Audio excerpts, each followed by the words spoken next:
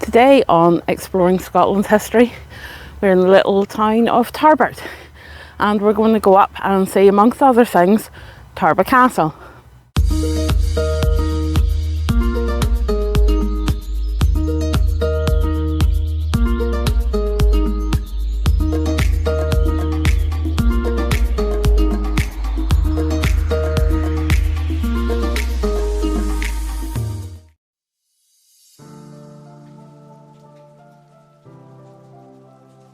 Tarbert literally means draw a boat.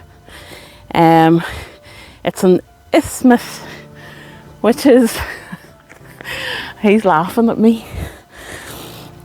It's a strip of land that you have to draw your boat over. In 1093, Magnus Barelegs took his ship all around Kintyre and then across Tarbert.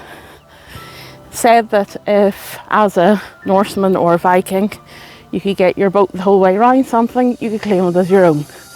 Hence, he claimed Kintyre. Over in the distance there is what is commonly known as Bruce's Hill. There's no written record whether it has any significance with the Bruce himself, but it is quite a unique wee hill. This is the only Bruce Hill in the whole of the UK. The community held an excavation in 2018 on the hill where they found pottery sherds. There has also since been planning applications to put affordable housing on the hill, which have been knocked back because obviously it's the site of ancient Tarbert, clearly. In 1894, Tarbert was much more accessible than it is today. There were 2 steam ferries running to Glasgow on a daily basis. Here's what we've come to see. We were here a couple of years back camping just over at that headland. But since that time, in 2019, they have discovered that this little lump is the western entrance.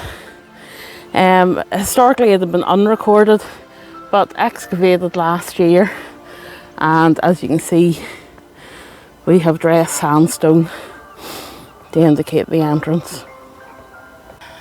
The earliest stone structure here was probably pre-13th century.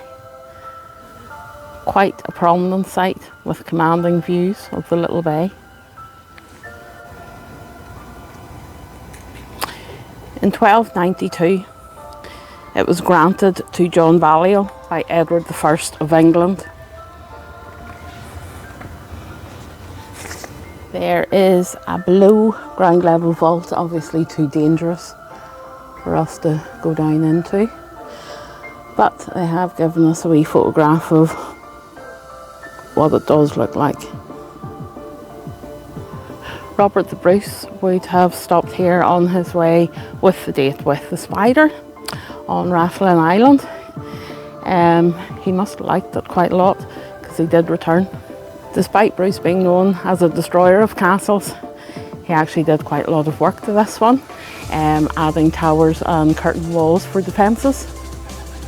Obviously the castle has needed a wee bit of help to stay together.